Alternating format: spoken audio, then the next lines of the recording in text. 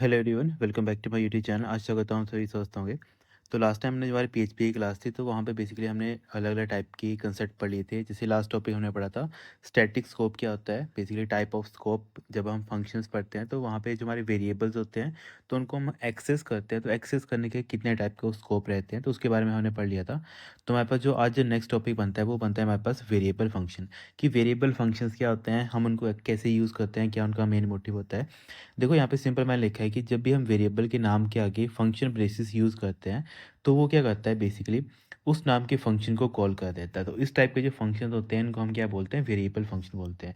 Easy इसलिए है क्योंकि हम क्या करेंगे, वेरिएबल के फंक्शन के आगे ही हम क्या करेंगे, जो हमारे पास फंक्शन ब्रेसिस होते हैं इनको हम क्या कर देंगे, यूज़ कर देंगे। एग्जाम्पल क्या है हमारे पास, जैसे हमारे पीएचपी का यहाँ पे कोड लिखा है। पीएचपी के अंदर हमने सिंपल एक अपना फंक्शन यहाँ पे डिफाइन कर दिया है। ठीक है, जैसे हमने पहले भी पढ़ा हुआ है, हम क्या करते हैं, फंक्शन को डिफाइन करते हैं। तो यहाँ पे मैंने फंक्शन को डिफाइन कर दिया कि जो मेरा फंक्शन है, जब मैं इसको बुलाऊंगा, ओके, जो जैसे हमारे पास फंक्शन का नाम क्या है, ये से हेलो। तो जब भी मैं से हेलो फंक्शन को बुलाऊंगा तो क्या एक्चुअल में वो वर्क करेगा, उसके बारे में हमने उसके अंदर डिफाइन कर दिया है कि जब भी हम इसको बुलाएंगे तो वो हमारे कंप्यूटर स्क्रीन पे प्रिंट कर देगा हेलो। तो ये थी इसकी फंक्शन की डेफिनेशन। अब देखो मैंने सेकंड लाइन पे क्या किया, मैंने लिखा है, मैंने एक वेरिएबल बनाया है, उस वेरिएबल का नाम लिखा है फंक, है ना, फंक नाम उसका वेरिएबल का लिखा है। और उसमें मैंने क्या लिखा है, से हेलो। अब देखो से हेलो है क्या है, से हेलो सर हमारा ये नाम है किसी फंक्शन का, है ना। ये किसका नाम है सर, फंक्शन का नाम है। अब देखो यहाँ पे मैंने क्या किया है, आगे जाके फंक्शन को यहाँ पे कॉल कर दिया है। इसका मतलब क्या हो रहा है, जब मैं थर्ड स्टेटमेंट पे जाऊंगा तो जो मेरा फंक्शन, क्योंकि यहाँ पे मैंने क्या लिखा है, वेरिएबल फंक्शन क्या होते हैं, हम किसी भी वेरिएबल के नाम के आगे क्या करते हैं, फंक्शन लगा देते हैं और वो क्या करता है, उस नाम के फंक्शन को कॉल कर देता है। अब ये किस नाम के फंक्शन को कॉल करेगा, अब आप खुद समझदार हो यहाँ पे।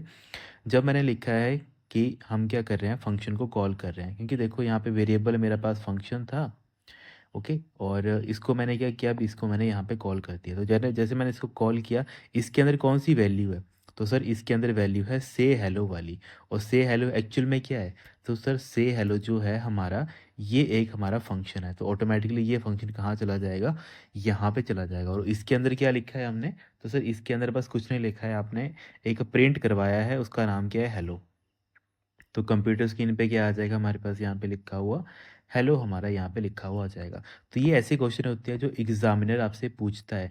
ये मैंने तभी यहाँ पे आपको ऐड करवाया है ना, ताकि आपको पता रहे कि एग्जामिनर जो क्वेश्चन पुट करता है तो वो कैसे पुट करता है। मान लेते उसने ऐसे एक प्रोग्राम आपको दे दिया, तो आपको पता होना चाहिए जब ये प्रोग्राम चलेगा तो आपको आउटपुट क्या आएगी। तो आउटपुट में आपको वो हर एक चीज़ देगा। वो आपको से हेलो भी आउटपुट में देगा, हेलो भी आउटपुट में देगा, है ना। इसके अलावा कुछ और ऑप्शन भी दे सकता है। तो आपको पता होना चाहिए कि जब हमारे वेरिएबल फंक्शन चलते हैं, होता कुछ नहीं है, हमने एक फंक्शन यहाँ पे डिफाइन कर दिया। यहाँ तक आई नो आप सभी को पता लग गया होगा क्योंकि हमने इसको काफ़ी बार डिस्कस किया हुआ, यहाँ तक आपको क्लियर हो गया होगा। यहाँ पे हमने क्या किया, यहाँ पे सर हमने फंक्शन को डिफाइन कर दिया, मतलब इसकी डेफिनेशन दे दी है कि फंक्शन जब ये चलेगा तो काम क्या करेगा। फिर हमने क्या किया, हमने नेक्स्ट लाइन पे हमने एक फंक्शन, मतलब एक मेमोरी बनाई है। वेरिएबल आपको पता ही है, हम क्या करते हैं, मेमोरी बनाते हैं और उस मेमोरी को अपना नाम दे देते हैं। तो यहाँ पे एक मेमोरी थी और उस मेमोरी का नाम क्या रख दिया मैंने, फंक, मैंने उसका नाम रख दिया। और ऑब्वियसली हम जब पीएचपी की बात करते हैं तो हम यहाँ पे डॉलर सिंबल का यूज़ करते हैं किसी भी वेरिएबल को डिफाइन करने के लिए।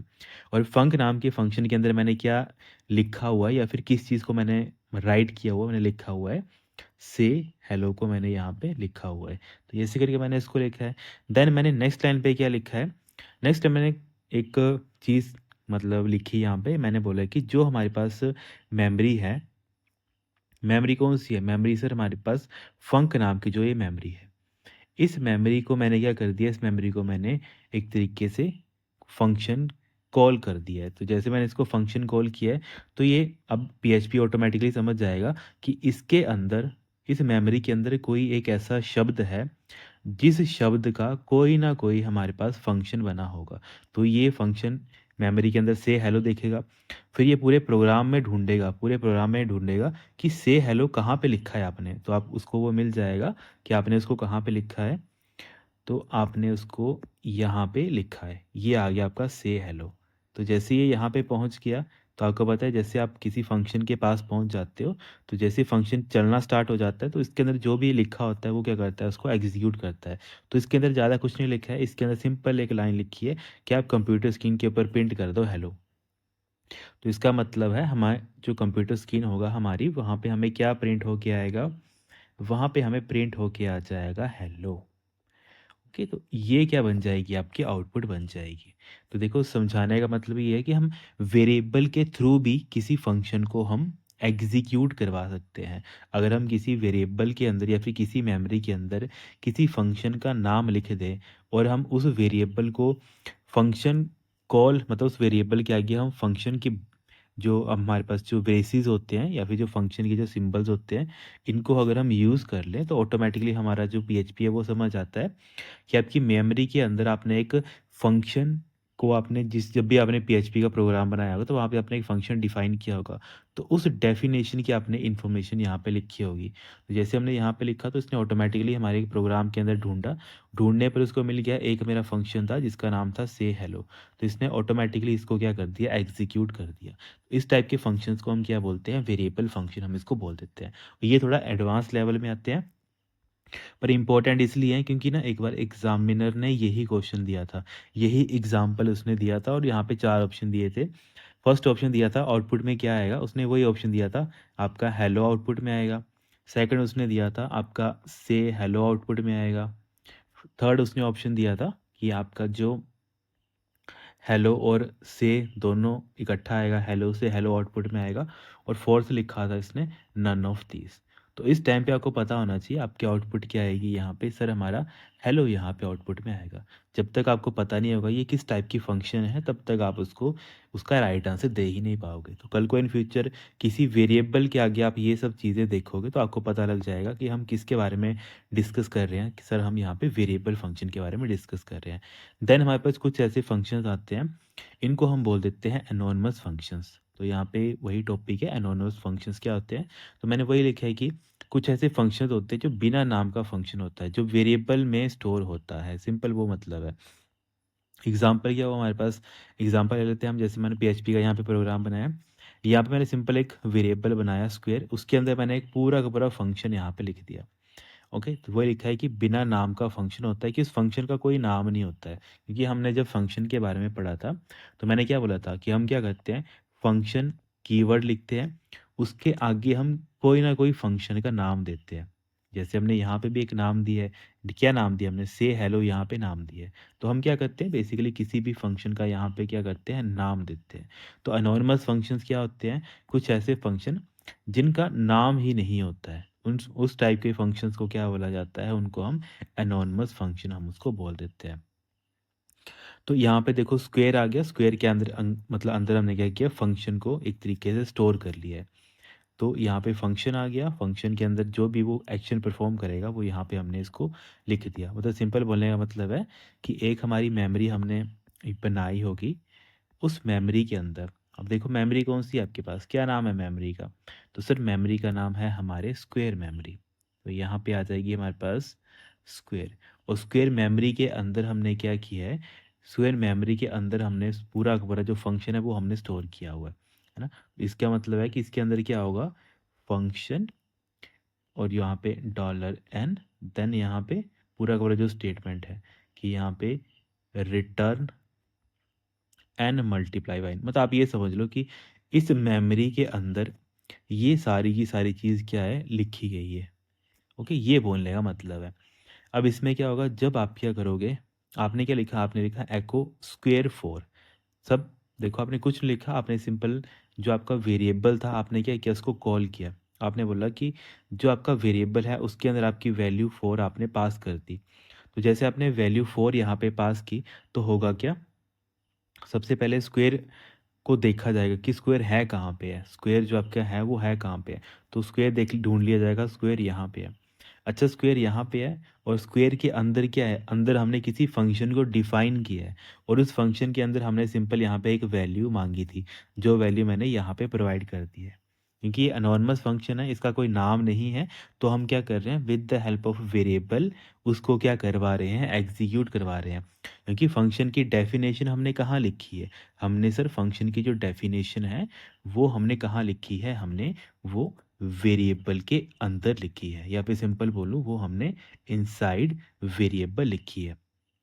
तो जैसे इनसाइड वेरिएबल लिखी है तो ऑटोमेटिकली जो ये 4 है तो ये कहाँ पे चला जाएगा? यहाँ पे चला जाएगा। तो जैसे ही 4 यहाँ पे गया तो उसके बाद हमने क्या बोला है, 4 मल्टीप्लाई बाई 4 करो और वो वैल्यू आप क्या कर दो? रिटर्न कर दो। तो जैसे ही 4 मल्टीप्लाई बाई 4 होगा तो आंसर कितना आएगा? 16। और 16 क्या होगा? ऑटोमेटिकली जो आपने यहाँ पे स्क्वायर नाम का फंक्शन बनाया है वहाँ पे आपको रिटर्न हो जाएगा। इसका मतलब है जब ये फंक्शन चल पड़ेगा इसके बाद आपके पास कितना आ जाएगा आउटपुट आपकी कंप्यूटर स्क्रीन के ऊपर? 16 आपको देखने को वहाँ मिल जाएगा। तो ये कुछ फंक्शंस होते हैं, एनोनिमस फंक्शन होते हैं। बस याद रखना है कि जैसे हमने बाकी फंक्शन पढ़े हैं उससे ये थोड़ा अलग होता है। क्यों अलग होता है? क्योंकि जो फंक्शन होता है उसका कोई नाम नहीं होता है। हम क्या करते हैं, फंक्शन को डायरेक्टली किसी मेमोरी के अंदर स्टोर कर देते हैं, और जब हम उसे फंक्शन को यूज़ करना होता है तो उसको यूज़ करने के लिए हम वेरिएबल के अंदर या फिर वेरिएबल का हम यूज़ करते हैं, और वेरिएबल के साथ हम फंक्शन ब्रेसिस का यूज़ करते हैं। जो ये वाला आपका फंक्शन के ब्रेसिस होते हैं इनको हम यूज़ करते हैं। और जो फंक्शन की रिक्वायरमेंट होती है, जैसे इसकी रिक्वायरमेंट क्या थी? किसी भी वैल्यू का स्क्वायर करना। तो इसको सिर्फ एक इंटीजर वैल्यू चाहिए थी, तो वो हम क्या करते हैं? वो हम प्रोवाइड करते हैं। जैसे यहाँ पे लिखा था मैंने स्क्वायर, तो हमें पता है square sir name of variable था। पर जब हमने फंक्शन ब्रेसिस यूज़ करके इसके अंदर 4 पास कर दिया तो इसका मतलब है स्क्वायर मेमोरी के अंदर कोई फंक्शन होगा, उस फंक्शन की ज़रूरत होगी एक वैल्यू की, तो वो वैल्यू हमने यहाँ पे उसको दे दी। तो जैसे ये वैल्यू हमने दे दी तो हम फंक्शन के अंदर जैसे जाएंगे तो फंक्शन के अंदर हमने खुद लिखा है, आप क्या करो, जो भी आपकी वैल्यू आएगी उसको आप डबल टाइम मल्टीप्लाई करो। डबल टाइम मल्टीप्लाई करने के बाद आपको आंसर कितना मिलेगा? 16 आपको आंसर देखने को मिलेगा। जैसे 16 देखने को मिलेगा तो आप उसको उस वैल्यू को क्या कर दोगे? रिटर्न कर दोगे। तो जैसे ये वैल्यू रिटर्न हो जाएगी तो रिटर्न होने के बाद आपको कंप्यूटर स्क्रीन पे आउटपुट की यहाँ पे लिखा है एको। तो एको करने का मतलब है आप उसी वैल्यू को कंप्यूटर स्क्रीन के ऊपर दिखा दो, तो यहाँ पे 16 आपका राइट आंसर बन जाएगा। तो ऐसे करके जो आपके एनोनिमस फंक्शंस होते हैं वो वर्क करते हैं। आई नो आपने कई चीज़ें नहीं पढ़ी होंगी, ये सारी चीज़ें ऐसी हैं जहाँ से एग्जामिनर ने पहले भी क्वेश्चन पुट किए हैं और आपको ये सारी चीज़ें पता होनी चाहिए कि एनोनिमस फंक्शंस भी होते हैं हमारे पास, वेरिएबल फंक्शंस भी होते हैं, हम उनको कैसे यूज़ करते हैं। इसके अलावा आपके पास एक और फंक्शंस आते हैं जिनको आप मतलब कुछ फंक्शंस होते हैं जो प्री बिल्ड होते हैं, बिल्ट इन फंक्शन उसको बोलते हैं। ये सारे सारे एग्जांपल जो अभी हम कर रहे हैं ये हमारे पास यूज़र ड्रिवन फंक्शन होते हैं, या फिर सिंपल ऐसे बोल सकता हूँ कि यूज़र इन फंक्शंस को बना सकता है, मतलब यूज़र इन फंक्शन को डिफाइन कर सकता है, बना सकता है, तो उनको हम मतलब डिफाइंड फंक्शन भी हम समटाइम इनको बोल देते हैं। फिर हमारे पास जो नेक्स्ट टॉपिक बनता है वो बनता है कि जब हमें बेसिकली हम यहाँ पे क्या कर रहे हैं, जब हम एनोनिमस फंक्शन यूज़ कर रहे हैं तो उसमें क्या होता है कि हम क्या कर रहे हैं कि जो भी हमारा एक्सेस है, मतलब जो भी डाटा हमने लेना है, जैसे यहाँ पे मैं 4 ले रहा हूँ तो इसका जो स्कोप है वो सिर्फ़ और सिर्फ़ कहाँ तक है? वो सिर्फ़ और सिर्फ़ उसी मेमोरी की तक है, उसी मेमोरी के अंदर है। पर in future in real time में या फिर इन जो रियल प्रोजेक्ट्स होते हैं वहाँ पे क्या होता है कि वहाँ पे आपको, जैसे मैंने कल भी आपको समझाया था लास्ट टाइम, कि जब हम मतलब फंक्शन के अंदर या फिर फंक्शन के बाहर किसी डाटा को ढूँढते हैं तो उसको हम क्या बोल देते हैं? उसको हम उसका स्कोप बोल देते हैं। तो स्कोप मेनली हम 2 टाइप के पढ़ते हैं। एक हम पढ़ते हैं बेसिकली एक विदिन फंक्शन, और दूसरा हम पढ़ते हैं आउटसाइड द फंक्शन, ठीक है? जैसे लास्ट टाइम मैंने आपको यहाँ पे बताया था। ओके, एक हमारे पास ग्लोबल स्कोप होता है और एक हमारे पास क्या होता है? Local scope. लोकल स्कोप का मतलब होता है फंक्शन के अंदर ही उस मेमोरी का यूज़ हम कर सकते हैं, जबकि ग्लोबल स्कोप क्या होता है कि फंक्शन के अंदर भी हम बाहर की कोई मेमोरी है उसको हम फंक्शन के अंदर यूज़ कर सकते हैं। तो ये मैंने आपको लास्ट टाइम भी समझाया था, क्योंकि यहाँ पे इम्पोर्टेंट इसलिए है क्योंकि जब आप एनोनिमस फंक्शन की बात करते हो तो वहाँ पे इंटरनल का तो कोई इशू नहीं है, या फिर सिंपल मैं बोलूँ लोकल स्कोप का तो कोई इशू नहीं है। इशू आता है जब हम बात कर लेते हैं ग्लोबल स्कोप की, मतलब मुझे अपने फंक्शन के बाहर कोई वैल्यू मैंने बनाई है उसको भी मुझे फंक्शन के अंदर यूज़ करना है, और वो कैसे? एनोनिमस रह के, ताकि मेरे फंक्शन का नाम ही पता ना लगे, है ना? क्योंकि देखो यहाँ पे फंक्शन का नाम तो है नहीं कुछ भी, देख रहे हो? अगर आप ध्यान से इस चीज़ को देखो यहाँ पे सिर्फ कोई भी हमारा फंक्शन का नाम नहीं है ना? तो वैसे ही हमें अब क्या करना है, हमें अगर बाहर की मेमोरी को एक्सेस करना है तो उसके लिए भी हमें क्या करना पड़ता है? हमें एक कीवर्ड यूज़ करना पड़ता है, उसका नाम होता है यूज़ कीवर्ड। तो वही लिखा है यहाँ में कि यूज़ कीवर्ड के साथ हम आउटर स्कोप का वेरिएबल भी एक्सेस कर सकते हैं। तो एग्जांपल मैंने ले लिया यहाँ पे पीएचपी। अब यहाँ पे मैंने एक मेमोरी बना दी है, इस मेमोरी का नाम क्या है हमारे पास, टेक्स। तो यहाँ पे क्या आएगा, डॉलर टेक्स। इसके अंदर कितनी वैल्यू है, इसके अंदर सर हमारे पास 18 वैल्यू, तो यहाँ पे मैंने लिख दी 18। अब हमने क्या बना दिया, एक हमने एनोनिमस फंक्शन बना दिया। तो आपको सभी को पता है यहाँ पे क्या है, यहाँ पे सिंपल हमारा वेरिएबल का नाम है, और इस वेरिएबल के नाम के अंदर हमने क्या किया, ये पूरा का पूरा फंक्शन हमने लिखा है ना। इसके अंदर सिंपल अगर इसको मैं अगर ऐसे बताऊं कि आपका जो ये मेमोरी है, ये तो आपको लग गया होता कि सर ये हमारी क्या है, ये सर हमारी एक वेरिएबल है। इस वेरिएबल के अंदर आपने क्या स्टोर किया है, इस वेरिएबल के अंदर आपने सर ये पूरा का पूरा जो फंक्शन है वो आपने इस वेरिएबल के अंदर स्टोर किया है। डन। तो ऐसे करके आपने ये सारी चीज़ें अंडरस्टैंड करनी है कि ये फंक्शन हमने सारा का सारा स्टोर कहाँ किया है, इस मेमोरी के अंदर स्टोर किया है। तो अगर आपको मेमोरी के कॉन्टेक्स्ट में भी देखना हो तो जो ये यहाँ पे लिखा है ना, यहाँ पे मैंने डॉलर कैलकुलेट करके पूरा लिखा है, कैलकुलेट टोटल। तो एक मेमोरी होगी, इस मेमोरी के अंदर क्या होगा, ये पूरा का पूरा फंक्शन यहाँ पे लिखा होगा, फंक्शन स्टोर होगा। ठीक है, फंक्शन यहाँ पे डॉलर अमाउंट, मतलब जो ये आप यहाँ पे देख रहे हो ये सारी चीज़, ये सारा फंक्शन कहाँ पे होगा, यहाँ पे मेमोरी में स्टोर होगा। तो इस टाइप के जो फंक्शन है, देखो यहाँ पे फंक्शन का कोई नाम तो है नहीं, नॉर्मल देखो यहाँ पे फंक्शन लिखा है और फंक्शन का आपने नाम कुछ नहीं दिया है। ठीक है, सिंपल आपने क्या किया, यहाँ पे इसको एनोनिमसली आपने इसको क्या किया है, यूज़ किया है। अब नेक्स्ट क्या होता है, जब मैंने इस फंक्शन को बुलाया, मैंने लिखा है एको, मैंने बोला कि जो मेरी मेमोरी है कैलकुलेट टोटल, मेमोरी कौन सी है मेरी, सर ये वाली मेमोरी है। इस मेमोरी के अंदर मैंने वैल्यू दे दी 1000। तो जैसे मैंने वैल्यू 1000 दे दी, तो आप सभी को बताइए 1000 कहाँ पे जाएगी, ये 1000 वैल्यू जाएगी फंक्शन के अंदर। तो फंक्शन के अंदर कहाँ पे 1000 जाएगी, अमाउंट की जगह। तो अमाउंट की जगह यहाँ पे कितना आ जाएगा, 1000 यहाँ पे आ जाएगा। फिर नेक्स्ट मैंने एक लाइन लिखी है, काफ़ी इंपॉर्टेंट लाइन है। वो लाइन क्या है, वो लाइन किस चीज़ को बारे में बता रही है, वो बता रही है कि आपने सर एक कीवर्ड यूज़ किया है, यूज़।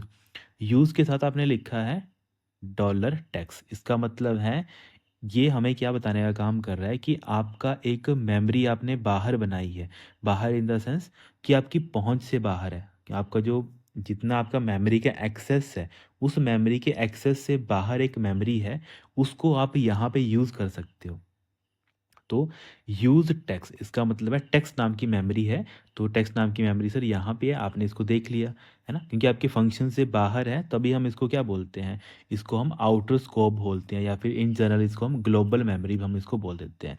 आपके फंक्शन के बाहर है वो, पर उसको हमने यूज़ करना है तो उसके लिए हम यूज़ कीवर्ड का यूज़ करते हैं। तो यूज़ कीवर्ड के साथ मैंने क्या कर दिया, इस मेमोरी का नाम लिख दिया। जैसे मैंने इस मेमोरी का नाम लिखा, तो यहाँ पे टेक्स्ट की जगह कितना आ जाएगा, हमारे पास 18 आ जाएगा।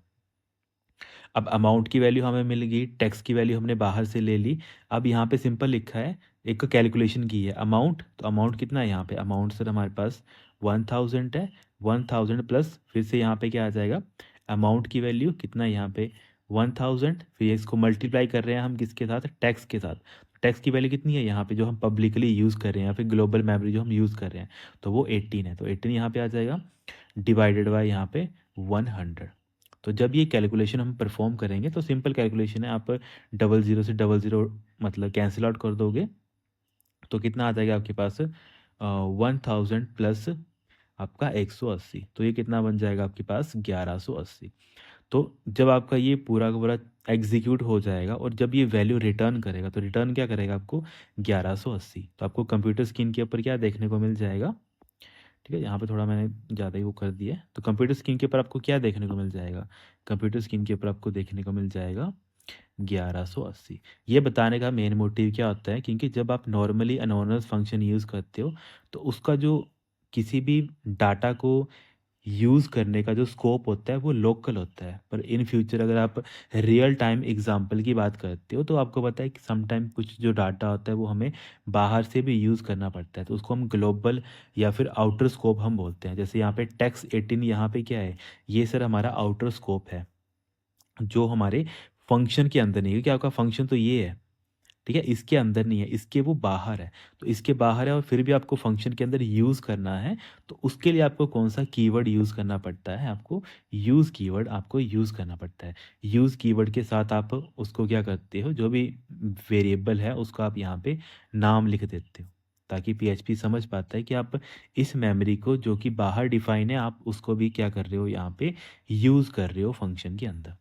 तो ये इंपॉर्टेंट है। नेक्स्ट जैसे यहाँ पे लिखा है कि use by default value pass रखता है, रेफ़रेंस के लिए यूज़, देखो बाय डिफ़ॉल्ट क्या करता है, जैसे मैंने आपको ये चीज़ समझाई थी जब हम टाइप ऑफ फंक्शन पढ़ते हैं, तो एक मैंने बताया था बाय डिफ़ॉल्ट हमारे पास क्या चलता है, पास बाय वैल्यू चलता है, पर एक और दूसरा होता है हमारे पास पास बाय रेफ़रेंस। बस वही कंसेप्ट यहाँ पे भी चलता है कि बाय डिफ़ॉल्ट जो होता है हमारे पास जो यूज़ फंक्शन होता है, वो वैल्यू को पास करता है, ठीक है? जैसे यहाँ पे 18 था, तो इसने क्या कर दिया, यहाँ पे 18 यहाँ पे पास कर दिया।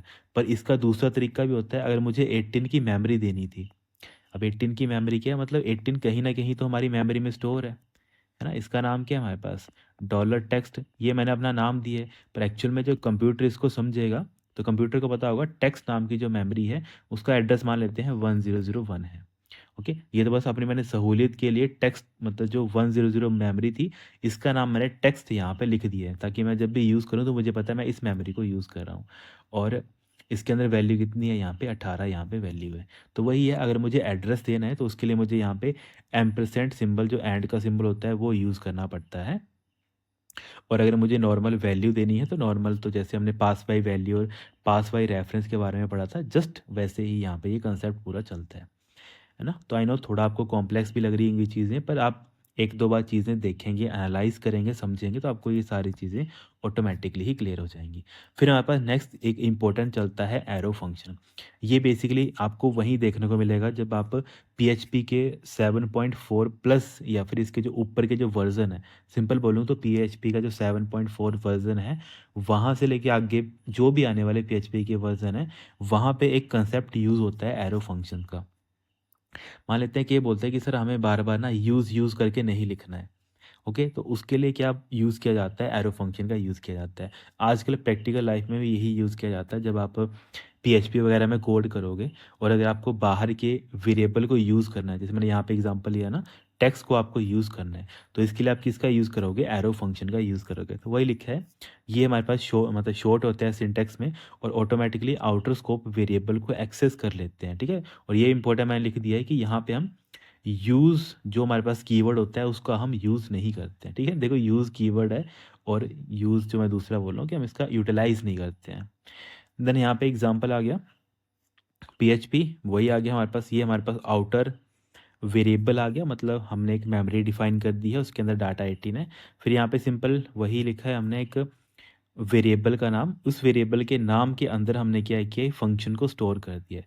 और फंक्शन हमने क्या स्टोर किया है, हमने सर फंक्शन स्टोर किया है, सिंपल लिखा है हमने फंक्शन अमाउंट, एक मतलब arrow function amount plus amount asterisk tax, और यहाँ पे डायरेक्टली हम क्या कर रहे हैं, उसको 100 से डिवाइड कर रहे हैं। इसका मतलब क्या है, यहाँ पे इंपॉर्टेंट क्या है, एक चीज़ आती है, यहाँ पे इंपॉर्टेंट आता है एरो, इसी को बोला जाता है हमारे पास arrow function. Okay, arrow function क्या करता है, एरो फंक्शन देख लेता है, जैसे यहाँ पे कितना है, अब यहाँ पे नेक्स्ट लाइन में जैसे आप इस लाइन पे जाओगे, तो इस लाइन पे आप क्या कर रहे हो, इस लाइन पे आप इस मेमोरी के अंदर कितना डाटा भेज रहे हो, 1000 भेज रहे हो। तो जैसे आप इस मेमोरी के अंदर 1000 भेजोगे, तो यहाँ पे क्या हो जाएगा, यहाँ पे हो जाएगा फंक्शन अमाउंट की जगह कितना आ जाएगा, यहाँ पे 1000 आ जाएगा। यहाँ पे जैसे आप एरो फंक्शन यूज़ करोगे, तो एरो फंक्शन ऑटोमेटिकली अमाउंट की जगह कितना लिख देगा, यहाँ पे 1000 लिख देगा, प्लस फिर अमाउंट की जगह कितना लिख देगा, यहाँ पे 1000 लिख देगा। वैसे ही एस्टिक मतलब मल्टीप्लाई, अब यहाँ पे एरो फंक्शन है, तो ऑटो फंक्शन ऑटोमेटिकली समझ जाएगा कि जो भी डाटा मतलब बाहर भी है, उसका भी डाटा आप क्या कर सकते हो, यहाँ पे यूज़ कर सकते हो। तो देखेगा टैक्स टैक्स हमारे पास ये है 18, इस 18 को भी यहाँ पे क्या कर देगा, वो कॉपी कर देगा। तो यहाँ पे 18 हो जाएगा और डिवाइडेड बाय आपका 100, सिंपल कैलकुलेशन, आपस में एक कट हो जाएंगे, देन यहाँ पे कितना आ जाएगा आपके पास, 1180 आपको कैलकुलेट होके आ जाएगा। ओके, तो ऐसे करके ये सारी चीज़ें होती हैं। एक एरो फंक्शन होता है, एरो फंक्शन थोड़ा आपका इजी होता है, यहाँ पे आपको यूज़ चीज़ें नहीं लिखनी पड़ती, या फिर जो यूज़ कीवर्ड आप ऊपर लिख रहे थे, ये आपको यहाँ पे लिखना नहीं पड़ता है जब आप एरो फंक्शन की बात करते हो। तो ऐसे करके ये सारी छोटी-छोटी चीज़ें आपने अंडरस्टैंड करनी है, क्योंकि यही ऐसी चीज़ें होती हैं जहाँ एग्ज़ामिनर पुट भी करता है और एग्ज़ामिनर यहाँ से क्वेश्चन भी डाल देता है। तो सारे इंपॉर्टेंट हैं, तो काइंडली आपने इनको भी नोट कर लेना है। फिर जस्ट हमारा नेक्स्ट जो टॉपिक बनता है, इसको हम बोल देते हैं वैलिडिक फंक्शंस। वैलिडिक फंक्शंस क्या होता है? इसको बोलते हैं वेरिएबल नंबर ऑफ आर्गुमेंट्स। मतलब कुछ ऐसे फंक्शंस होते हैं जहाँ पे आपको पता ही नहीं होता है कि हम कितने आर्गुमेंट वहाँ पे भेज रहे हैं। जैसे मैं बोलूँ कि अभी जो कैंडिडेट्स हैं वो 100 कैंडिडेट रेगुलरली पढ़ रहे हैं, तो इन फ्यूचर पता नहीं कि 100 पढ़ेंगे, 200 पढ़ेंगे, 300 पढ़ेंगे। तो वो क्या है मेरे पास? वेरिएबल नंबर ऑफ आर्गुमेंट, कि जिनके बारे में मुझे पता नहीं कि फ्यूचर में कितने आ सकते हैं, अभी कितने हैं। तो उस टाइप के जो फंक्शंस होते हैं उनको हैंडल करने के लिए हमारे पास कुछ फंक्शंस होते हैं, उनका नाम आता है वेरिएटिक फंक्शंस। वेरिएटिक फंक्शंस क्या बोलते हैं? आप क्या करो, स्प्लैट ऑपरेटर का यूज़ करो। स्प्लैट ऑपरेटर क्या होता है? बेसिकली 3 बिंदु होते हैं। ठीक है, 3 बिंदु आप यूज़ करोगे, इसका मतलब पीएचपी ऑटोमेटिकली समझ जाता है कि आप किसका यूज़ कर रहे हो, स्प्लैट ऑपरेटर का यूज़ कर रहे हो। तो स्प्लैट ऑपरेटर क्या करता है? अनलिमिटेड आर्गुमेंट एक एरे की तरह रिसीव कर सकता है ना? अनलिमिटेड आर्गुमेंट मतलब मान लेते हैं कि 100 थे, 50 थे, मतलब मुझे यहाँ पे काउंटिंग की ज़रूरत नहीं है, मुझे एग्ज़ैक्ट नंबर की यहाँ पे ज़रूरत नहीं है। ऑटोमेटिकली पीएचपी क्या करता है? जितनी भी वैल्यूज़ हैं, उनको एक एरे की तरह ट्रीट कर लेता है। मतलब उनको एक मेमोरी में, कंटीन्यूअस मेमोरी में वो स्टोर कर लेता है। कंटीन्यूअस मेमोरी स्टोर करने का मतलब है, एक यहाँ पे हमारे पास मेमोरी आ गई, मुझे पता है कि अभी मैंने 3 वैल्यू डाली हैं, तो एक वैल्यू हमारे पास यहाँ पे स्टोर हो जाएगी फर्स्ट मेमोरी में, एक मेरी दूसरी मेमोरी में स्टोर हो जाएगी, एक मेरी तीसरी मेमोरी में स्टोर हो जाएगी। कल को मुझे लगा, मतलब मुझे पता नहीं था कि कल को 3 से ज़्यादा भी हो सकती हैं, है ना? तो मतलब 4-5 कुछ भी हो सकती हैं। तो यहाँ पे मान लेते हैं एक और मेमोरी आ गई 4, फिर एक और आ गई हमारे पास 5। ठीक है? तो जहाँ पे हमारे कोई पता नहीं होता है कि कितने हमारे पास वैल्यूज़ आ सकती हैं, कम हो सकती हैं, ज़्यादा हो सकती हैं, मतलब मुझे कुछ आइडिया नहीं है। तो वहाँ पे हम क्या करते हैं? स्प्लैट ऑपरेटर का यूज़ करते हैं। एग्ज़ाम्पल क्या आ गया? एग्ज़ाम्पल देख लेते हैं हम नीचे। सिंपल पीएचपी हमने यहाँ पे स्टार्ट किया, एक फंक्शन, फंक्शन का नाम हमने लिखा स्मॉल अरे या फिर सम ऑल। इसमें हमने क्या किया? इसमें हमने वैलिडिक फंक्शन का यूज़ कर लिया। वैलिडिक फंक्शन, यहाँ पे हमने बोला कि डॉट डॉट डॉट, मतलब एक हमारे पास जो मेमोरी है, नंबर्स नाम की मेमोरी है, इसके अंदर मुझे पता नहीं कितनी आप वैल्यू दोगे, तो यहाँ पे मैंने इसको क्या बना दिया? वैलिडिक बना दिया। देन मैंने क्या किया? इसमें लिखा कि return array sum numbers. Simple बोला कि आप क्या करो, जो भी नंबर्स आएँगे उनका आप क्या कर दो, सम करके वापस आप भेज दो। अब एग्ज़ाम्पल के लिए, एग्ज़ाम्पल हमने क्या ले लिया यहाँ पे? एग्ज़ाम्पल हमने ले लिया एको सम ऑल 1 2 3 4। ठीक है, यहाँ पे मुझे आपने इनपुट दी कि सर आप क्या करो, अभी 4 वैल्यू आप मतलब भेज दो। आप 4 वैल्यू का सम चाहते हो। तो इस टाइम पे होगा क्या? जब आप इस फ़ंक्शन को बुलाओगे या फिर इस फ़ंक्शन को कॉल करोगे, जो कौन-सा फ़ंक्शन है? Sum all 1 2 3 4। इस टाइम पे क्या होगा? आपका एक एरे जनरेट हो जाएगा, है ना? एरे जनरेट होगा आपका नंबर्स नाम का। ठीक है? तो डॉलर आपका नंबर्स नाम का एक एरे जनरेट हो जाएगा, और आपको पता है एरे की वैल्यू कहाँ से स्टार्ट होती है, या फिर एरे का एड्रेस कहाँ से स्टार्ट होता है? 0 वैल्यू से स्टार्ट होता है। तो कितनी वैल्यू है यहाँ पे टोटल सर? 1 2 3 4, 4 वैल्यू हैं। तो यहाँ पे एक मेमोरी बन जाएगी नंबर 0, फिर दूसरी बन जाएगी हमारे पास नंबर 1। ओके, देन हमारे पास तीसरी बन जाएगी नंबर 3। देन हमारे पास फोर्थ बन जाएगी नंबर सॉरी नंबर 2, एंड यहाँ पे नंबर हमारे पास 3 यहाँ पे बन जाएगी। ओके, इससे क्या होगा? जितने आपने वैल्यू यहाँ पे दी है, कितनी वैल्यू है आपके पास? 1 2 3 4। तो ये सारी वैल्यू कहाँ पे चले जाएंगी? 1 हमारी फर्स्ट यहाँ पे लोकेशन में चली जाएगी, 2 हमारी सेकंड लोकेशन में स्टोर हो जाएगी, 3 हमारी थर्ड लोकेशन में स्टोर हो जाएगी, और फोर्थ हमारी फोर्थ लोकेशन में स्टोर हो जाएगी। ये कब पॉसिबल हुआ? और हमें कोई आइडिया नहीं है कि आप 4 डालो, 50 डालो, 100 डालो, जितना मर्जी डालो। जितनी आप वैल्यू डालोगे, वो ऑटोमेटिकली क्या होगा? ऑटोमेटिकली उसके लिए उसका साइज़ क्या होता रहेगा? बढ़ता रहेगा। तो यहाँ पे 4 वैल्यू थी, तो 4 वैल्यूज़ को क्या किया, जो हमारे पास स्प्लैट ऑपरेटर था, इसने चारों वैल्यू को कैसे स्टोर कर लिया? एज एन एरे उसने स्टोर कर लिया। एरे का मतलब होता है कि हम कंटिन्यूसली क्या कर रहे हैं, किसी डाटा, जो हमें डाटा रिसीव हो रहा है उसको हम कंटिन्यूसली मेमोरी के अंदर स्टोर करके रख रहे हैं। तो जैसे ही आपने सारा का सारा डाटा स्टोर कर लिया, उसके बाद आपने क्या किया? आपने सिंपल बोला, आप क्या करो, एरे सम करो। एरे सम एक फंक्शन है जो क्या करता है, कोई भी एरे की जो वैल्यूज़ होती है, मतलब जो भी आपके पास वैल्यूज़ प्रेजेंट हैं इस एरे के अंदर कितनी वैल्यूज़ है आपके पास? सर हमारे पास 4 वैल्यूज़ हैं, और 4 वैल्यूज़ कौन-कौन सी है हमारे पास? 1, 2, 3, 4, तो इनका क्या कर देता है वो प्लस कर देता है। तो कितना हो जाएगा ये?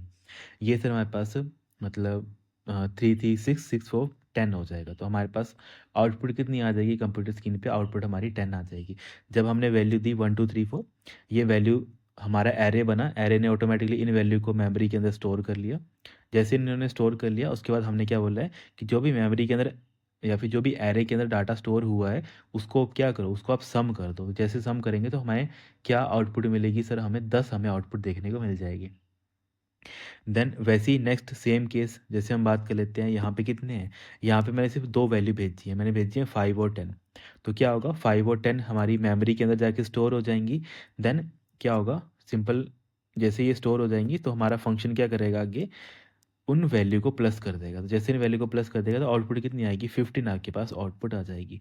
मतलब वही चीज़ है, आपको पता नहीं है आप कितने आर्गुमेंट या फिर कितने वैल्यू आप आगे भेज रहे हो। तो उस चीज़ों को हैंडल करने के लिए भी हमारे पास क्या होता है पीएचपी के अंदर फंक्शन, जिसको बोला जाता है हमारे पास वैलिडिक फंक्शन। इंपॉर्टेंट यहाँ पे क्या बन जाता है कि यहाँ पे हम स्प्लैट ऑपरेटर का यूज़ करते हैं।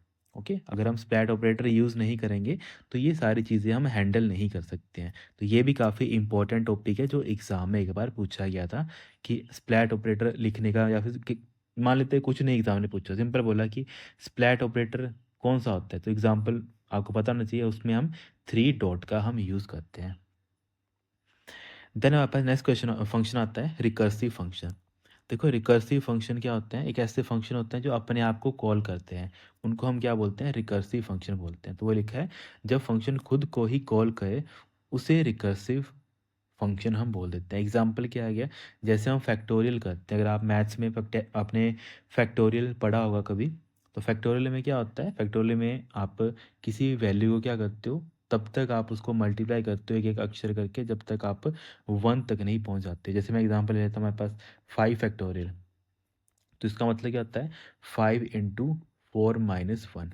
ठीक है, सॉरी यहाँ पे उल्टा कर दिया मैंने, एन इंटू, ये जो फैक्टोरियल का फॉर्मूला होता है ना एन फैक्टोरियल, वो क्या होता है आपके पास एन इंटू n-1, है ना। ये आप सभी को पता है, जब आप मैथ्स पढ़ा होगा आपने तो ये आप फैक्टोरियल का फॉर्मूला पढ़ते हो। तो यहाँ पे क्या आ जाएगा 5 इंटू 5 - 1 फैक्टोरियल। ठीक है, तो जैसे आप 5 - 1 करोगे तो ये कितना आ जाएगा हमारे पास 5 मल्टीप्लाई बाई 4 फैक्टोरियल। तो 4 फैक्टोरियल फिर से आप क्या करोगे 5 मल्टीप्लाई 4 मल्टीप्लाई बाई 4 - 1 फैक्टोरियल। तो कितना हो जाएगा आपके 5 4 का 20, 20 मल्टीप्लाई बाई आपका कितना आ जाएगा यहाँ पे 3 फैक्टोरियल। फिर से सेम चलेगा 20 मल्टीप्लाई बाई आपका 3, मतलब 3 इंटू 3 - 1 फैक्टोरियल। तो जो कितना हो जाएगा आपके पास, ठीक है, यहाँ पे इसको मैं 60 कर देता हूँ सीधा ही, है ना, मल्टीप्लाई भी कर लेते हैं हम 60 मल्टीप्लाई बाई यहाँ पे 2 फैक्टोरियल। देन फिर आपका क्या चलेगा यहाँ पे 60 मल्टीप्लाई बाई 2 इंटू 2 - 1 फैक्टोरियल। ठीक है, बस हम कुछ नहीं कर रहे हैं, जहाँ पे हम फैक्टोरियल देख रहे हैं उस पे हम ये वाला फॉर्मूला इम्प्लीमेंट कर रहे हैं। ओके, तो हो क्या रहा है, एक ही चीज़ है पर बार बार वो क्या हो रही है एग्जीक्यूट हो रही है। कब तक एग्जीक्यूट होगी, जब तक आपकी वैल्यू या तो ज़ीरो या तो आपकी, मतलब सिंपल बोलने का मतलब है या तो ज़ीरो ना हो जाए। तो यहाँ पे 60 मल्टीप्लाई 2 कितना आएगा आपके पास यहाँ पे 1, तो यहीं पे कर लेते हैं हम। तो ये कितना बन जाएगा आपके पास 120 बन जाएगा। 120 जैसे बन गया तो यहाँ पे कितना बन जाएगा आपके पास 1 फैक्टोरियल। और 1 फैक्टोरियल आपको पता ही है 1 फैक्टोरियल क्या होता है बेसिकली, वो आपका 1 ही रहता है। तो यहाँ पे राइट आंसर कितना आएगा 120 आपका राइट आंसर आ जाएगा। तो ऐसे करके आप जो मैथ्स में यूज़ करते हो फैक्टोरियल, उसी को अगर आपको फंक्शन के वे में यूज़ करना है तो आप क्या करते हो उसको इम्प्लीमेंट करते हो। कैसे करोगे, आपने यहाँ पे फंक्शन को डिफाइन कर दिया। ठीक है, यहाँ तक आपने क्या किया फंक्शन को डिफाइन कर दिया, कुछ नहीं किया आपने, सिंपल लिखा ये मेरा फंक्शन आ गया, ये मेरा फंक्शन का नाम आ गया। फंक्शन का नाम क्या है फैक्टोरियल ऑफ एन। अब एन तो कुछ भी हो सकता है, जैसे मैंने यहाँ पे एग्जांपल 5 का लिया था, तो आप वो तो कुछ भी डाल सकते हो, वो आपकी मर्जी है कि आपको इस नंबर का फैक्टोरियल निकालना है। उसके बाद क्या लिखा है मैंने कि if n is less than या फिर इक्वल टू 1, कि जब हमारी एन की वैल्यू या तो एक के बराबर या तो एक से छोटी हो जाए, है ना, एक से भी छोटी हो जाए, मतलब ज़ीरो हो जाए, तो उस केस में आप क्या करोगे सिर्फ और सिर्फ रिटर्न करोगे हमें एक। क्या जैसे आपने देखा ही है कि जब आपका एक फैक्टोरियल हो गया तो इसका आंसर कितना आएगा, आपका एक ही आएगा। ठीक है, तो एक फैक्टोरियल अगर आप करोगे भी तो 1 - 1, 1 - 1 कितना होता है, 0। तो 0 फैक्टोरियल को भी हम कितना बोलते हैं मैथ में, 1 ही हम उसको बोलते हैं। तो चाहे एक फैक्टोरियल हो चाहे आपका 0 फैक्टोरियल हो, उन दोनों केस में आपको क्या वैल्यू वापस होनी चाहिए, 1 आपको वापस होनी चाहिए। तो वो हमने कहाँ पे लिख दिया, हमने इसको यहाँ पे लिख दिया है कि if n is less then और इक्वल टू 1, तभी आप रिटर्न करोगे हमें 1। अदरवाइज़ आप क्या करोगे, अदरवाइज़ आप जो फंक्शन क्या करोगे, आप वही चीज़ बार-बार परफ़ॉर्म करते रहोगे कि n into factorial of n-1। ठीक है, मतलब वही चीज़ जो बार-बार जो मैंने आपको बताई ना, 5 इंटू, देखो 5 फैक्टोरियल क्या मतलब हुआ यहाँ पे, उसको आप क्या कर रहे हो, 5 मल्टीप्लाई बाई 5 - 1 फैक्टोरियल। ठीक है, तो 5 क्या आपके पास ये आ गया यहाँ पे, और 5 - 1 क्या आ गया, ये वाला आ गया। ठीक है, इससे क्या होगा, 5 - 1 कितना आता है आपका, 4 आता है, तो 5 मल्टीप्लाई 4, और हाँ सॉरी, यहाँ पे 5 मल्टीप्लाई बाई, हाँ यहाँ पे 4 फैक्टोरियल आ जाएगा। और 4 फैक्टोरियल मतलब अब ये फंक्शन अपने आप को फिर से बुलाएगा, क्योंकि यहाँ पे लिखा है फैक्टोरियल ऑफ 4। तो फैक्टोरियल ऑफ 4 मतलब फिर से ये नीचे चला जाएगा, मतलब 5 मल्टीप्लाई बाई 4 इंटू 4 - 1 फैक्टोरियल। ठीक है, तो ऐसे करके आपका ये पूरा पूरा फैक्टोरियल चलेगा। ठीक है, ये एक्चुअली में पूरी की पूरी एग्जीक्यूशन चलती है, जब अभी आपको मैंने एग्जांपल बताया ना, जस्ट वैसे ही ये पूरी की पूरी एग्जीक्यूशन चलती है। अब यहाँ पे मान लेते हैं फैक्टोरियल ऑफ 5 था, तो फैक्टोरियल ऑफ 5 हमने निकाल के भी देखा है, कितनी वैल्यू आती है उसकी, 120 उसकी वैल्यू आप निकल के आती है। तो ऐसे करके जो आपका रिकर्सिव फंक्शन होते हैं इन वो आप यूज़ करोगे, है ना। अगर आपको फिर भी कोई डाउट आता है, मन में कुछ भी रहता है कि सर हमें नहीं समझ आए, तो आप फिर से एक बार कमेंट कर सकते हो, तो नेक्स्ट टाइम मैं आपको फिर से डिटेल में इसको बता दूँगा। बाकी इतना डिटेल में जाने की ज़रूरत नहीं है, क्योंकि एग्ज़ामिनर आपसे ये नहीं पूछेगा। बस ये छोटे-मोटे चीज़ें हैं कि रिकर्सिव फंक्शन होता क्या है, तो ये आपने याद रखना है कि कुछ ऐसे फंक्शंस होते हैं जो अपने आप को दोबारा से कॉल करते हैं, तो उनको हम रिकर्सिव फंक्शन बोलते हैं। जैसे यहाँ पे यही आता है, जैसे हमने यहाँ पे सबसे पहले 5 फैक्टोरियल को कॉल किया, तो इसने क्या किया, इसने इसको 5 मल्टीप्लाई बाई 5 - 1 फैक्टोरियल बना दिया, जो किसके बराबर होता है हमारे पास, 5 मल्टीप्लाई बाई 4 फैक्टोरियल। अब जैसे ही 4 फैक्टोरियल आ गया, है ना, तो यहाँ पे हमने फिर से क्या लिखा है, फैक्टोरियल, और इसको यहाँ पे मतलब फैक्टोरियल फंक्शन फिर से हमने कॉल कर दिया, मतलब अपने आप को मैंने यहाँ पे बुला दिया। तो जैसे मैंने अपने आप को बुलाया, तो फिर से क्या होगा, 4 तो ऐसा के ऐसे ही रहेगा, तो 4 मल्टीप्लाई बाई फिर से, क्योंकि 4 n की जगह कितना आ जाएगा, 4 आ जाएगा, और फिर से यहाँ पे कितना हो जाएगा हमारे पास, 4 - 1 फैक्टोरियल। तो फिर से सेम वही 5 multiply by 4 multiply by 3 factorial. जैसे यहाँ पे 3 फैक्टोरियल आ जाएगा, तो 3 फैक्टोरियल फिर से अपने आप को बुला लेगा, तो जैसे अपने आप को बुलाएगा, तो फिर से क्या होगा, 5 multiply by 4 multiply by 3 multiply by, क्योंकि यहाँ पे अब नई वाली 4 की जगह कितनी आ जाएगी, 3 आ जाएगी। 3 के अलावा फिर से 3 - 1 फैक्टोरियल। ओके, तो यहाँ पे फिर से वही आ जाएगा, 5 multiply by 4 multiply by 3 multiply यहाँ पे 2 फैक्टोरियल। तो जैसे 2 फैक्टोरियल आएगा, तो अब ये फिर से अपने आप को कॉल करेगा। जैसे यहाँ पे फैक्टोरियल की वैल्यू कितनी आ जाएगी हमारे पास, 2 आ जाएगी, तो ये फिर से अपने आप को बुला लेगा। तो जैसे इसने आपको अपने आप को फिर से बुलाया, तो क्या होगा, 5 multiply by 4 multiply by 3 multiply by 2, फिर मल्टीप्लाई बाई क्या होगा यहाँ पे, 1 - 1 फैक्टोरियल, है ना। तो यहाँ पे जैसे 2 से जब वैल्यू कितनी हो जाएगी, 1 हो जाएगी, जैसे ये 1 यहाँ पे जाएगा, तो n की वैल्यू कितनी होगी हमारे पास, 1। तो वही लिखा है कि यदि आपकी n की वैल्यू, यहाँ पे n की वैल्यू कितनी हो जाएगी, 1 हो जाएगी, या तो 1 इज़ इक्वल टू 1 है, तब भी क्या कर दो आप, रिटर्न इसको 1 कर दो। तो 1 1 के बराबर हो गया, तो इसका मतलब है वापस क्या मिल के आ जाएगा हमें, हमें यहाँ पे 1 यहाँ पे वापस मिल के आ जाएगा। तो जैसे 1 यहाँ पे वापस मिल के आ जाएगा, इसका काम यहाँ पे ख़त्म हो गया। इसका काम जैसे ख़त्म हो गया, तो इसके ऊपर वाला फंक्शन कौन था, ये वाला, तो 1 मल्टीप्लाई बाई 2 हो जाएगा। तो 1 मल्टीप्लाई 2 तो मतलब 2 हो जाएगा। तो इसका काम भी यहाँ पे ख़त्म हो गया। देन यहाँ पे 2 मल्टीप्लाई बाई 3, देन यहाँ पे फिर से, मतलब क्या हो रहा है कि जब हम गए थे, तो हम गए कैसे थे, हम 5 से 4 गए थे, 4 से 3 गए थे, 3 से 2 गए थे, फिर 2 से हम 1 गए थे। अब जब 1 का काम खत्म हो गया, तो वापस भी तो आएँगे हम, तो इसी को हम रिकर्सिव बोलते हैं। तो 1 से 2, 2 से 3, 3 से 4 और लास्ट में 4 से 5।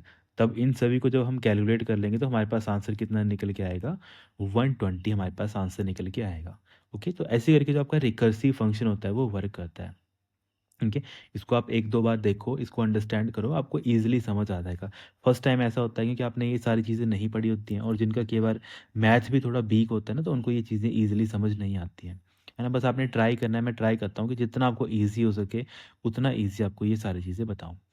फिर हमारे पास नेक्स्ट टॉपिक आता है, इसको हम बोलते हैं टाइप डिक्लेरेशन या फिर टाइप हिटिंग भी बोल देते हैं और ये भी हमारे पास जो पीएचपी के जो वर्ज़न 7 के ऊपर है, वहीं पे हम इसको यूज़ करते हैं।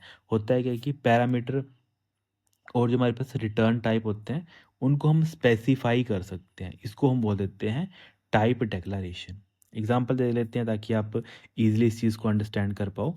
पीएचपी फंक्शन हम क्या कर रहे हैं, ऐड नंबर कर रहे हैं, यहाँ पे हम इंट ए और मतलब इंट बी, मतलब यहाँ पे हम क्या कर रहे हैं, हम इसको स्पेसिफाई कर रहे हैं कि जो मेरे पास यहाँ पे मैं डाटा आएगा, वो डाटा कैसा आना चाहिए, सिर्फ़ और सिर्फ़ हमारे पास इंटीजर डाटा आना चाहिए। इसके अलावा कोई भी डाटा नहीं आ सकती। इंटीजर डाटा में क्या है, या फिर आप इसको 1, 2, 3, -1, -2 है ना, 0, ये सारी आप वैल्यू यहाँ पे भेज सकते हो, इन मेमोरी के अंदर आप भेज सकते हो। इसके अलावा आप कोई भी डाटा आप नहीं भेज सकते हो। तो इस चीज़ को क्या बोला जाता है, इसको बोलते हैं हम टाइप हिटिंग, है ना, या फिर टाइप हिंटिंग हम इसको बोल देते हैं, या फिर टाइप डिक्लेरेशन, जैसे आपको ठीक लगे, कि आप पहले से ही डिफाइन करके बता रहे हो कि सिर्फ़ और सिर्फ़ यहाँ पे न्यूमेरिक वैल्यू ही आएँगी, इसके अलावा कोई वैल्यू नहीं आएगी। क्योंकि यहाँ पे लिख दिया एक मेमोरी, दूसरी मेमोरी, और ये भी आपने मेंशन कर दिया कि जो आप ये जो भी आपका फ़ंक्शन है, जो आपको वापस करके देगा, तो वापस भी वो क्या देगा, इंटीजर वैल्यू ही आपको वापस करके देगा। ओके, तो ऐसे करके आपने ये चीज़ अंडरस्टैंड करनी है। बाकी देखिए यहाँ पे सिंपल में लिखा है ऐड नंबर्स 5 और 10। तो जैसे यहाँ पे 5 और 10 जाएगा, तो 5 यहाँ पे चला जाएगा, 10 यहाँ पे चला जाएगा।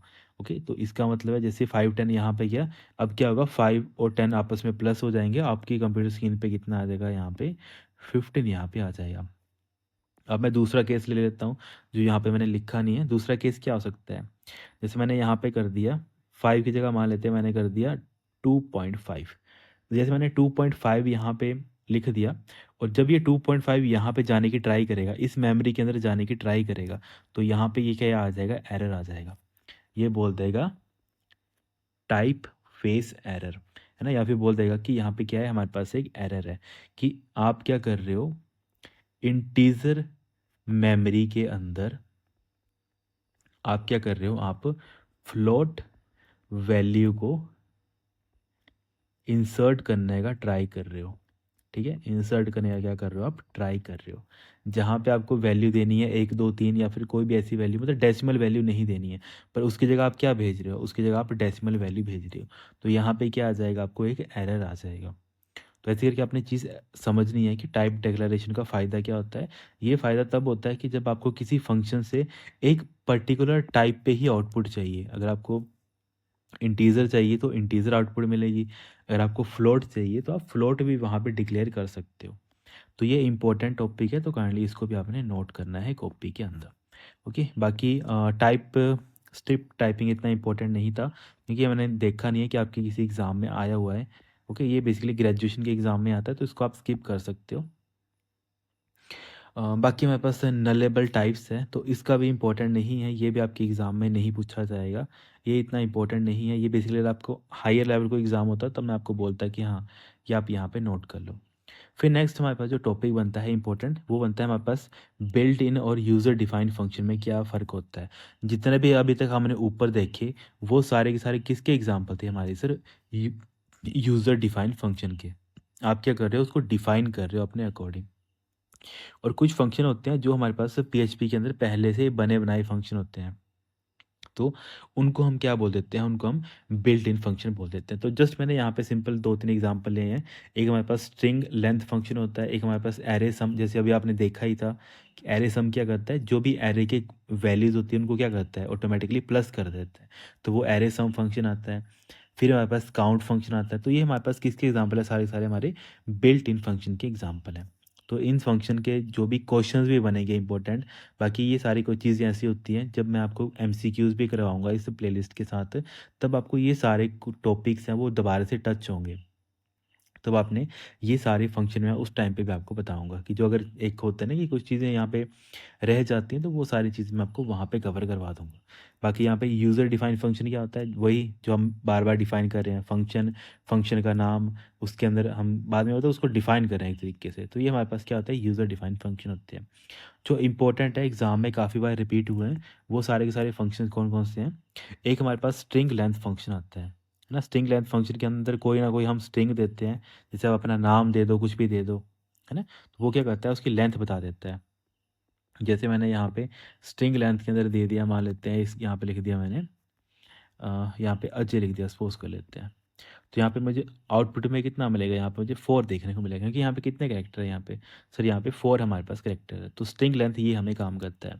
वहीं हमारे पास काउंट, काउंट एरे क्या करता है कि वो देखता है कि किसी एरे के अंदर मतलब जो काउंट है वो देखता है कि पर्टिकुलर जो आपने मुझे एरे दिया है उसके अंदर कितनी वैल्यू प्रेज़ेंट है ना? तो जैसे मान लेते हैं मैंने अपना एक एरे बना दिया, इस एरे के अंदर 1, 2, 3, 4 ठीक है? तो यहाँ पे 0 इंडेक्स, यहाँ पे हमारे पास 1 इंडेक्स, यहाँ पे 2 इंडेक्स और यहाँ पे 3 इंडेक्स। तो यहाँ पे टोटल मेरे पास कितनी वैल्यू है? तो यहाँ पे मान लेते हैं 10 है, 20 है, 35 है और 49 है।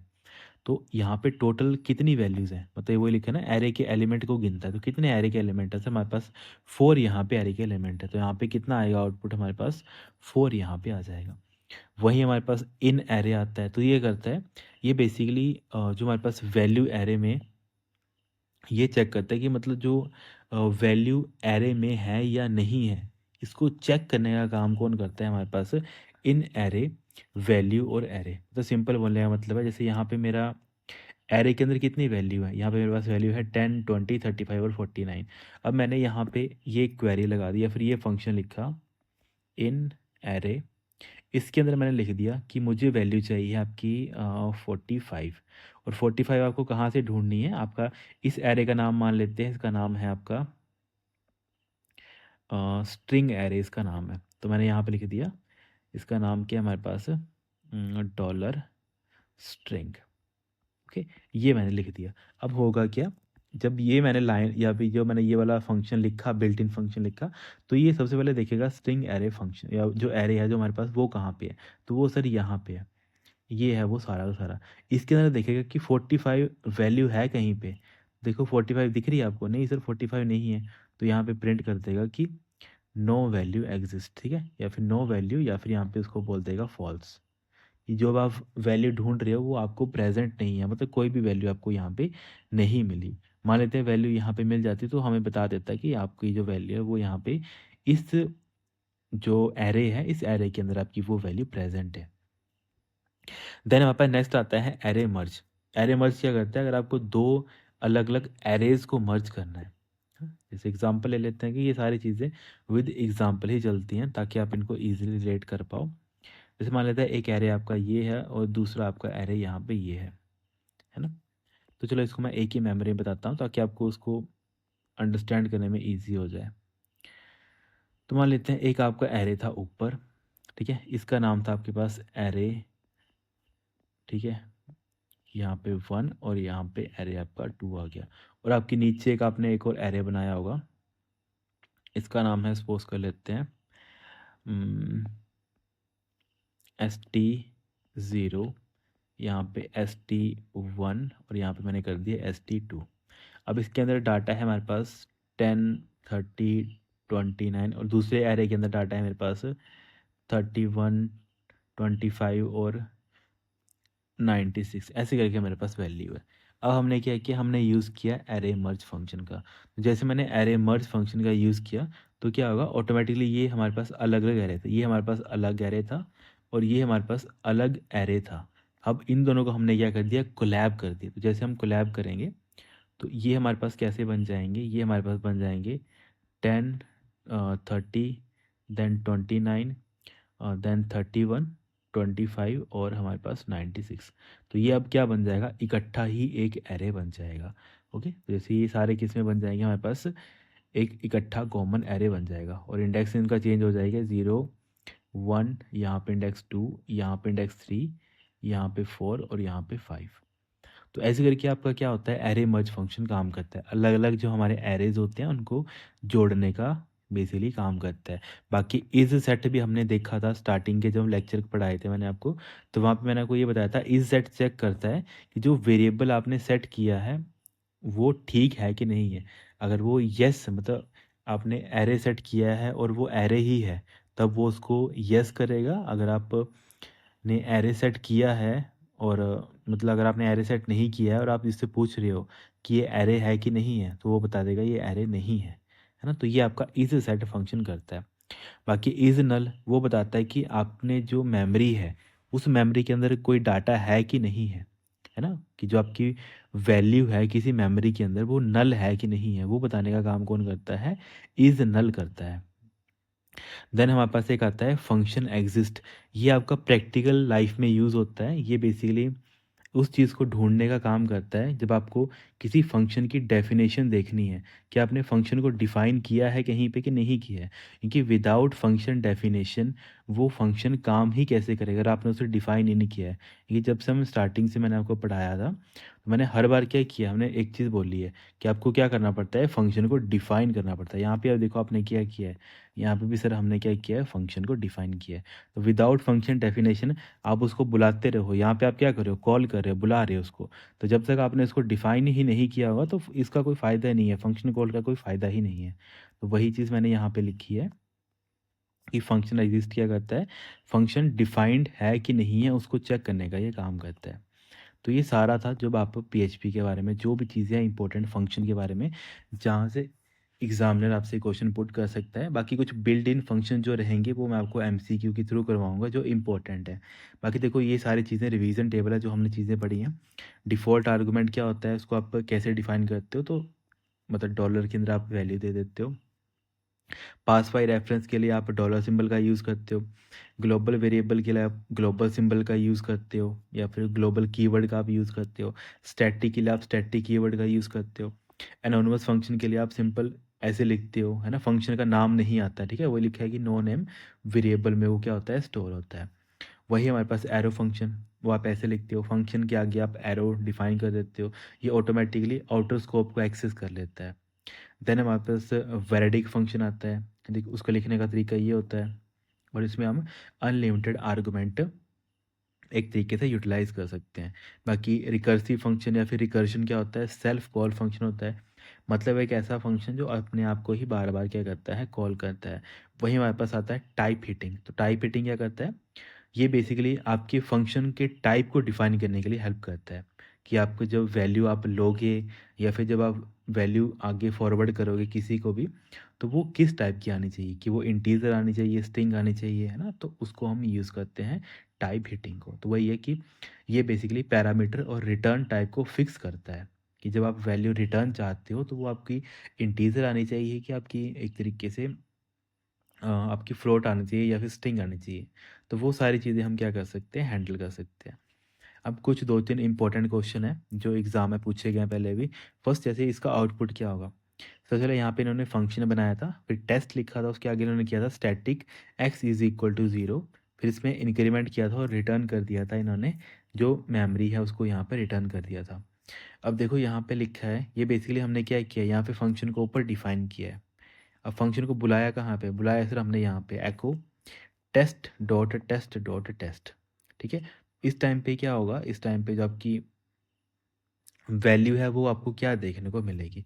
तो जैसे आपने टेस्ट फंक्शन को बुलाया, तो सबसे पहले आपकी एक्स नाम की वैल्यू है, नहीं जो स्टैटिक है, इसमें क्या होगा, जो आपकी एक्स नाम की मेमोरी है, इसके अंदर अभी डाटा कितना है? 0 है। उसके बाद जैसे ये डाटा यहाँ पे 0 हो गया, उसके बाद आपने क्या किया, सेकंड लाइन में आपने इंक्रीमेंट लिखा है, इसका मतलब है डॉलर एक्स में क्या हो जाएगा, डॉलर एक्स प्लस वन। तो डॉलर एक्स की अभी वैल्यू कितनी है? 0। अब इसमें अगर आप 0 में अगर आप प्लस वन कर दोगे तो नई वैल्यू कितनी हो जाएगी आपकी? 1 हो जाएगी। जैसे ये वैल्यू 1 होगी उसके बाद आपने क्या किया, इसको वापस भेज दिया, रिटर्न कर दिया। तो जैसे रिटर्न कर दिया तो इसका काम खत्म हो गया, एको टेस्ट। तो ये आपको कंप्यूटर स्क्रीन पे प्रिंट कर देगा आपको 1। क्योंकि यहाँ पे हमने स्टैटिक फंक्शन यूज़ किया है, तो वो क्या करता है स्टैटिक फंक्शन, आपका जो वैल्यूज़ होती हैं उनको याद रखता है कि इसमें कोई वैल्यू अपडेट तो नहीं की है। अभी देखो नई वैल्यू कितनी हो गई थी आपकी? 1 हो गई थी। तो 1 इसने क्या कर ली, याद करके रख ली। नेक्स्ट टाइम फिर जब हम क्या करेंगे, सेकंड टेक्स्ट मतलब टेस्ट को हम बुलाएंगे, जैसे हम इसको बुलाएंगे तो फिर से ये फंक्शन यहाँ पे जाएगा, फिर इसके अंदर जाएगा, फिर देखेगा कि x की अब वैल्यू 0 नहीं है, अब वैल्यू कितनी बन गई है यहाँ पे इसकी 1 बन गई है। क्योंकि स्टैटिक फंक्शन करता है क्या है, या फिर स्टैटिक कीवर्ड क्या करता है, उस मेमोरी का जो डाटा होता है उसको वो क्या करता है, याद करके रखता है कि अगर उसमें कोई चेंज हुआ है तो मैं उसको याद रखूँगा। तो यहाँ पे 1 यहाँ पे देखने को मिल जाएगा। फिर वही x प्लस प्लस, इसका मतलब है 1 में 1 की बढ़ोतरी, तो नई वैल्यू कितनी आ जाएगी, 2 यहाँ पे आ जाएगी। तो 1 की जगह डाटा यहाँ पे कितना आ जाएगा, 2 आ जाएगा मेमोरी के अंदर, और वही कंप्यूटर स्क्रीन के ऊपर प्रिंट हो जाएगा। तो ये भी यहाँ पे हट जाएगा यहाँ से, तो यहाँ पे कितना आ जाएगा, 2 आ जाएगा। देन फिर से जब नेक्स्ट टाइम फिर से यही सेम सिचुएशन रहेगी, थर्ड टाइम फिर से हमने टेस्ट को कॉल किया। जैसे हमने टेस्ट को कॉल किया, फिर अब देखो नई वैल्यू कितनी है यहाँ पे, 0 की जगह सर यहाँ पे नई वैल्यू 2 है। 2 के बाद हमने फिर से 2 में एक इंक्रीमेंट कर दिया, तो 2 से नई वैल्यू कितनी होगी, 3 होगी।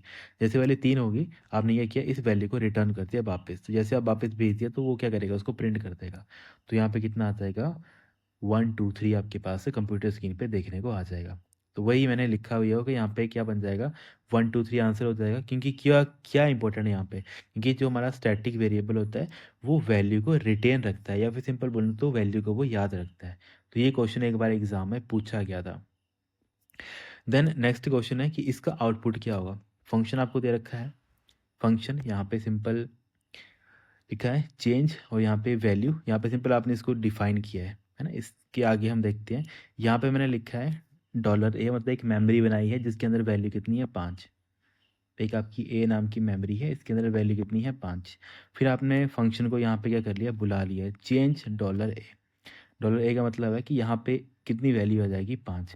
और जब ये 5 जाएगा तो ये 5 कहाँ पे जाएगा, 5 इसकी जगह पे जाएगा।